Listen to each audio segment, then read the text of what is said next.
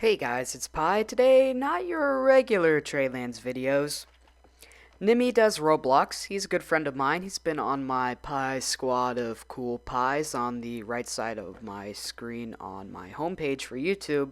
He's a really good guy. I suggest you go check him out. He does a lot of Tradelands and statistics. Some of his videos are really interesting and they discover a lot of different topics in Tradelands that I think that you guys would be able to enjoy. But yesterday, as the time that I'm recording this, he uploaded video Top 5 Best Raiding Ships in Tradelands. His list went down from 5 to 1 being Poseidon, Stiletto, Phoenix, Neptune, and Astra. And he got a lot of criticism on his list, but I'm not here to criticize Nemi. I'm here to just put my own spin on the best top 5 rating ships on Tradelands and many honorable mentions. For those of you who don't know, I've been playing Tradelands ever since beta. I put 2 accounts through, and that's the great thing about Tradelands. It's just this constantly evolving and constantly changing strategic game, and that's what makes it so great. That's why I keep coming back, and it's so much fun to play when the combat changes and the way people play changes, and it is absolutely amazing.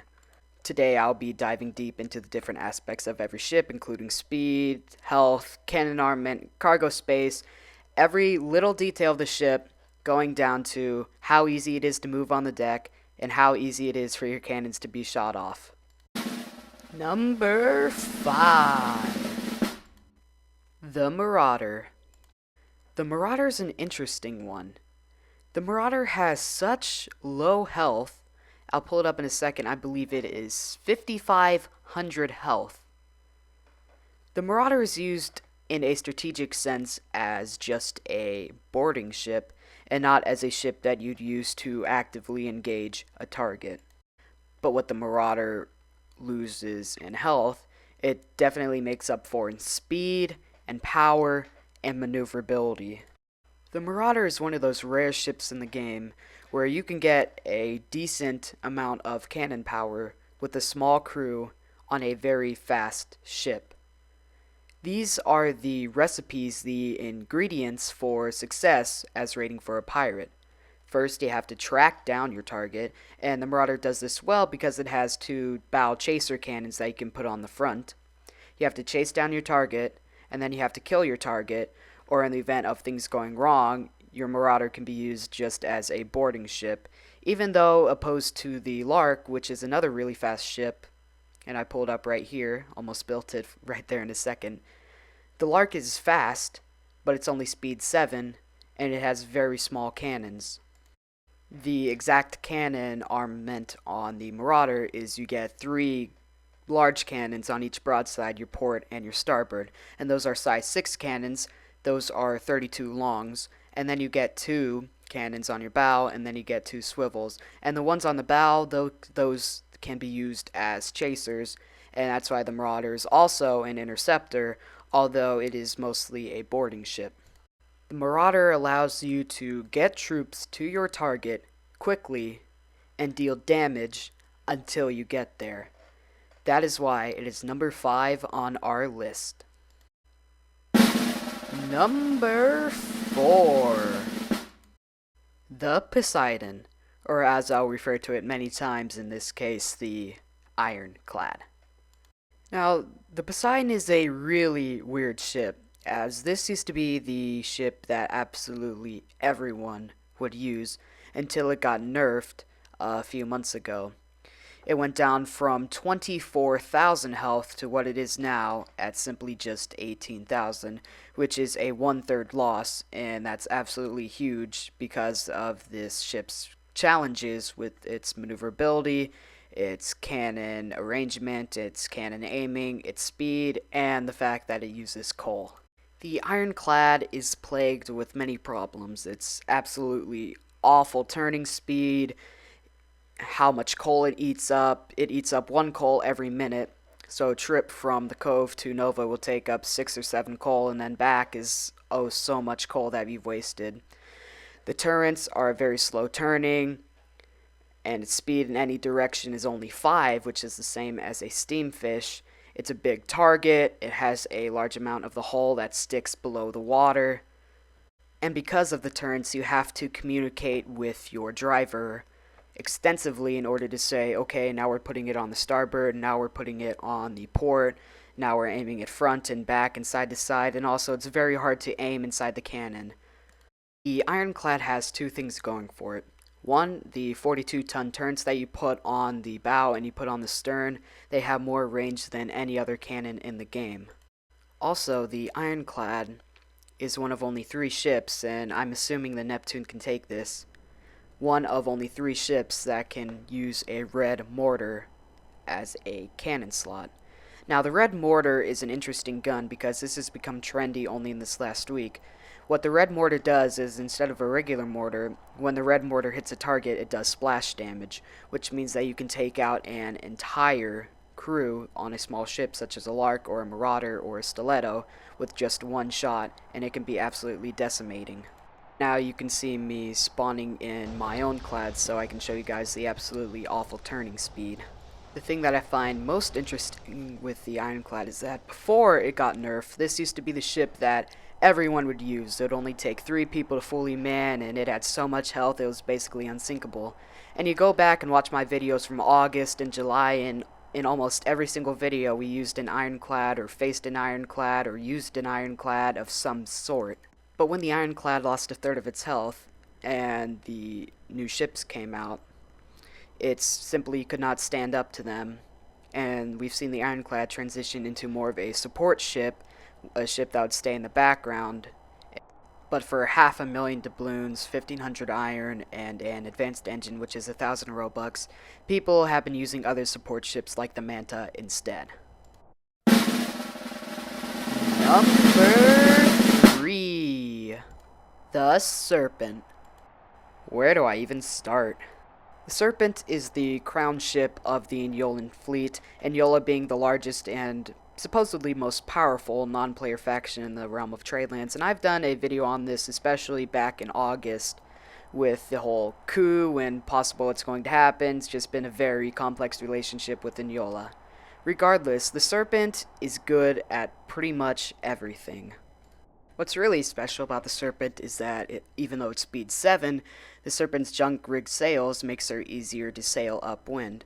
So this means that the Serpent has an edge above any other ship trying to go upwind, and it can even compete with steamships at some angles, and it allows for more tactical options. Having 11,000 health, that is the same as the Stiletto, so not only is it fast, not only is it durable, but it also has a 4-cannon port and starboard broadside, which are size 7, 36 long guns. The Serpent also carries 10 cargo, which is the same as the Astraeus, so it's fast, it can hold cargo, it has a lot of cannons, and especially good about it is it has a very high lip as part of the hull, and the captain's wheel is very protected, so it's very hard for your enemy to shoot your crewmen, it's very hard for them to shoot the captain, and it's very hard for them to shoot their cannons. Also, it's even harder for enemies to get up and board it. So the Serpent, it's a very defensive ship, but it can also be used for attack, and it's this variety that really makes it stand out in the realm of Tradelands. Number 2. The Stiletto. Man, when we say pirate ship, isn't this exactly what comes to mind? It might not be very pretty and it's a really funky ship, but oh yeah, it works. There are 4 things that make the Stiletto great. First, it's speed 8. Second, it has size 8 cannons, 2 of them on each broadside. Third, it's very fast turning. And fourth, it only requires 3 crew in order for it to be fully manned. And even arguably fifth, you can say that 11,000 health is a lot, even though we look at the new ironclad ships and they have 18,000 and 24,000 and crazy numbers. 11,000 for a wooden ship is still good. The Stiletto's speed and the Stiletto's ability means that it can chase down targets, it can kill them very fast, and then it can leave the site very quickly. So this is a good ship if you want to go into a harbor and then you want to get out of there as soon as possible before you get killed by all the cannons. And the Stiletto has been around ever since the beta, and this has been one of the staple ships. And you can also say that it holds 7 cargo, which definitely isn't bad. But going back to beta, this is the oldest, one of the best and oldest Tradelands ships ever. And the only reason why it's not number 1 on this list was because in one of the last updates there's a ship that just absolutely changed the entire gameplay of every single ship and every single combat and every single thing we've ever known. The one downside with the Stiletto is that when you're moving fast and your game isn't perfectly synced, it's pretty easy for you to fall off or get stuck beneath a deck, and I demonstrate this right now where it's kind of hard to get up the stairs and you kind of fall down a lot. Other than that, I wouldn't want to ship any way else, except for number 1. But until we get to number 1, here are some honorable mentions. And I have a lot of honorable mentions because when it comes to Tradelands, different tactical options call for different ships, and I feel like each one of these excels in its own area. Honorable mentions. The Astraeus. Even being the kingpin of all wooden ships, featuring its own captain's quarter and nameplate, the Astraeus is still way too slow at regular speed and way too slow at turning for it to be a day-to-day raiding ship. Even with a very powerful broadside, the most powerful one in the entire game, you still have trouble aiming through the little cannon holes and trying to hit your target from there. The only way you'd ever see the ship in an actual combat is either in a blockade or in a fun moment, aka a YOLO moment, where people all hop onto an Astra and run around and see how long they can survive. Do not be mistaken by its 19,000 health. This is a very big target, and it's very easy to sink because it is very, very, very big. The Neptune. Along with the Poseidon, the Neptune is the only other fully ironclad ship in the entire game of Tradelands. Featuring the most health of any ship at 27,000, this thing is a beast. While it has a lot of health, it is very slow, speed 4, which is the same thing with the Heroine, which also does eat up coal. The broadsides are 3 on the port and 3 on the starboard of size 6 cannons, which would be your 32-pounder long guns, so nothing special there. Same thing as the Marauder. It does have a 42 turret on the front, which is arguably the best part because it is an amazing chaser with its extra range. Also, on the top of the Neptune is a hatch to enter, which is very, very hard to enter as an attacker. But for 1,000,000 doubloons and another advanced engine, it's an opportunity worth passing up. The Manta and Shark. I have these two put together because I feel like they serve as the same purpose, and the thing you want to focus on here with the Manta and the Shark is that they are speed 8. The Manta is important because it is one of only 3 ships in the game, the other one being the Poseidon and the other one being the Neptune, that can hold a size 8 red mortar. Although they have very low health and they hold very little cargo, the speed 8 is the most impressive part because this is a ship that you can use as intercepting, it's a ship that you can use as support, it's a ship that you can use as a multi-purpose, as a raider with a large amount of people, as possibly a backup, or even as your 4 ship if you're not going against a very strong enemy such as regular traders. The Manta has a 3 broadside size 7 cannons, and the Shark has a 4 broadside 7 cannons also. So this has the same punch. The Shark has the same punch that a Phoenix, Serpent, or Otter would have, but still, with that speed 8, you can use this ship for pretty much anything. The Dragon. Oftentimes in the Tradelands community, I see people hating on the Dragon, and I really don't understand why. The Dragon is the fastest steamship in the game, with an engine speed of 6, making it faster than the Poseidon, making it faster than its counterpart, the Prometheus, and even making it faster than the Steamfish. Other than the Bullet, and even arguing not the Bullet, the Dragon is the fastest ship in the game. And what I end up using the Dragon for is transport when I need to get to an area very quickly, no matter what the wind is. But the Dragon also isn't that bad for combat. It has 8,500 health with 2 broadside size 7 cannons, so once again, this is a ship where you only need 3 crew to be able to run it. The steam engine is a huge advantage in battle, as you can take almost any tactical approach you want, but even going outside the box a little bit, you can say that the little rafter protector on top can even protect your gunners and your crew from mortar shots and cannon shots, which is very helpful. Really, the only downside to the Dragon is that it only holds 2 cargo, and if that was fixed, I think that this ship would be used a lot more. The combat log. I mean, you've never seen anything quite like it ever.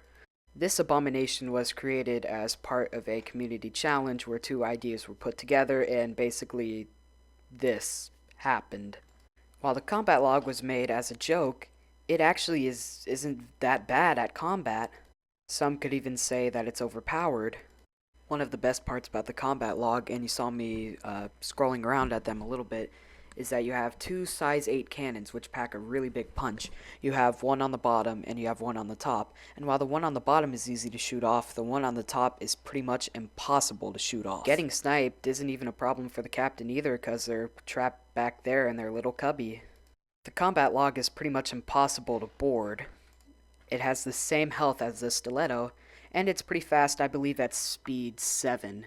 But also, it requires a Mark of Narlumati, which costs about 90,000 doubloons, or you could have paid Robux for it back in the meantime, so you don't have to worry about getting doubloons for this ship. Surprisingly, the combat log has even become one of the ways to take down the #1 ship that I have on this list. So without further ado, the #1 best, quote, all-around ships in Tradelands for rating by Nimi Does Roblox. #1, the Phoenix. It wasn't much of a surprise, was it? But I've fallen in love with this ship, and so has pretty much everyone in Tradelands. With size 7 cannons, 4 times size 7 cannons on each broadside, this has the same punching power as the Otter, and the same punching power as a Serpent, the same punching power as a Marlin, but it's kept behind a nice sturdy hull of 17.5 thousand health.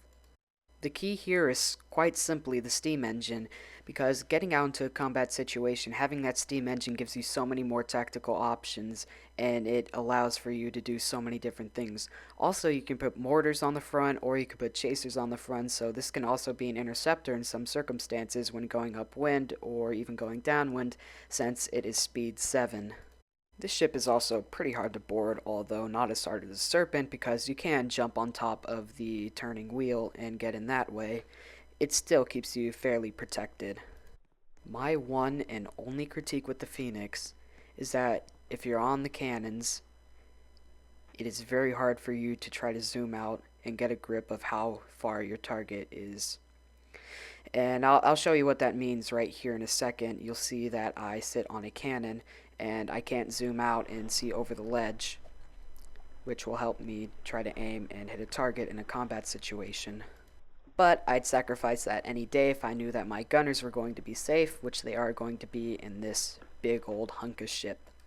So that was my top 5 all-around rating ships in Tradelands. I hope you guys enjoyed. If you feel like a ship that I didn't mention should have been on this list, please leave a comment down below, and I'll either answer why that ship didn't end up on this list, or someone else will answer for me.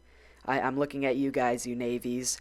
I know people from each navy watch my videos, so I'm looking at you, Wilkos. I know you watch my videos, and I know you're going to watch this one, so now you know my entire logic behind picking different kinds of ships, which means that the navies will be able to kill me a lot easier. Probably not the best tactical decision for me to make this video, but hey, it's fun, and now you guys are educated. Leave a like, it really helps out. Subscribe if you've not yet subscribed, and see you guys next time.